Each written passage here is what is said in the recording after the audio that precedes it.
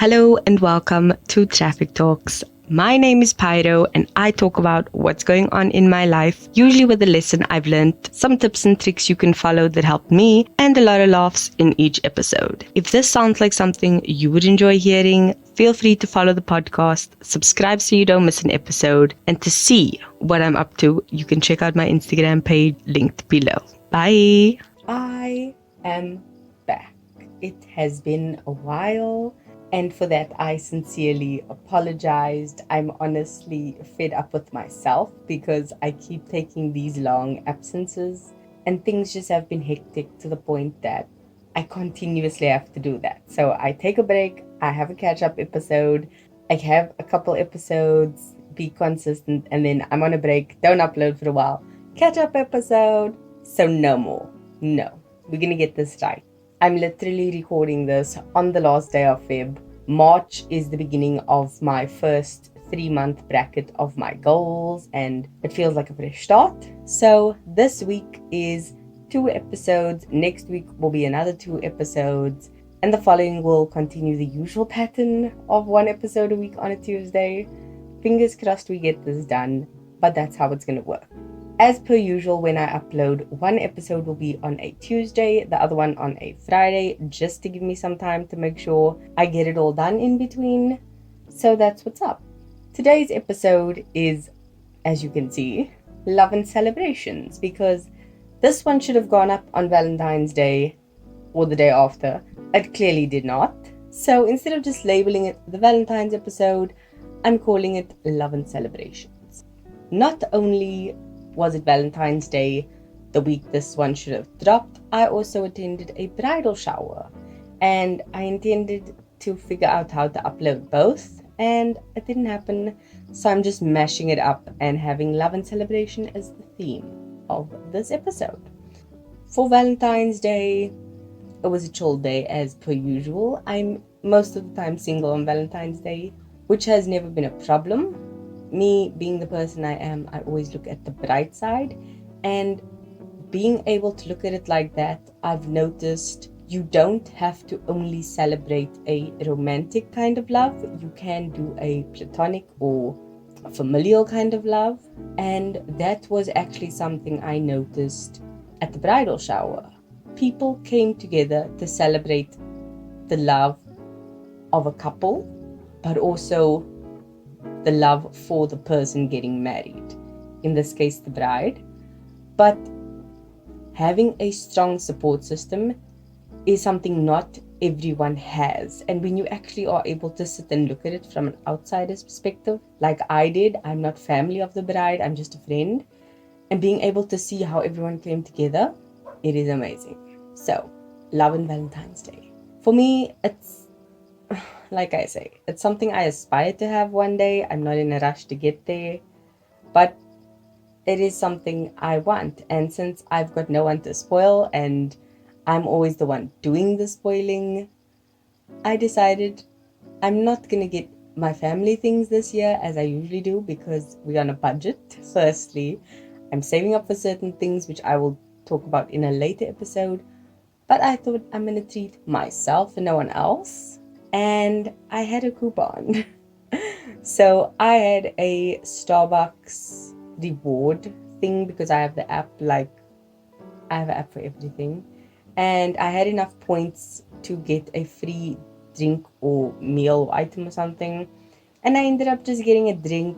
If you had checked out my Instagram, which I do link below, hint, hint, I did post about it on Valentine's Day. And I've been over this. I'm not the biggest Starbucks fan, only because their drinks aren't as potent as I prefer them. I like a really explosive drink, if I can put it that way. I like a lot of flavor when I'm drinking it.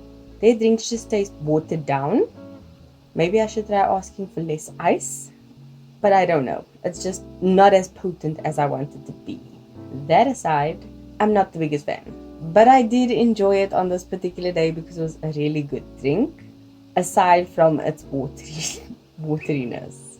So that was Valentine's Day. The bridal shower. That reminded me, like I said, we have people around us, and having them around us is actually a superpower we don't generally utilize. And I spoke about this with a friend yesterday. You're probably listening. Hi. To anyone else, hello. And random, I know.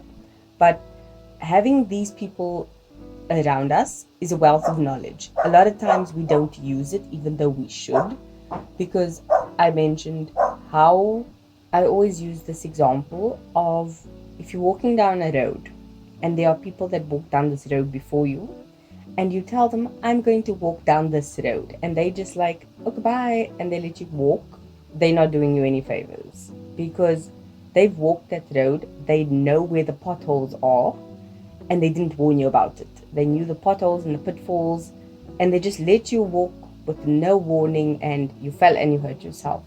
That is literally what I compare it to. You have this village of people that can help you, and they don't. And sometimes it's on them for not offering up the information, because obviously you, as someone who doesn't know something, you can't ask a question about something you don't know. So they should be willingly offering that information to you. But also, double-edged sword, you should go and seek out this information yourself.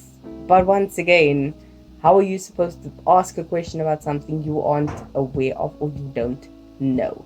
And that's the thing that really stunned me, because at one point at the bridal shower, they had this game, or rather the last game was more of an advice thing, where everyone was able to offer up knowledge and a few words of wisdom, regardless of their standing in life, whether they were older or younger. And everyone was just able to say something meaningful due to their years of expertise. You obviously didn't have to say something, but it was amazing to see like this whole matriarch group come forward and offer the bride help and knowledge and things.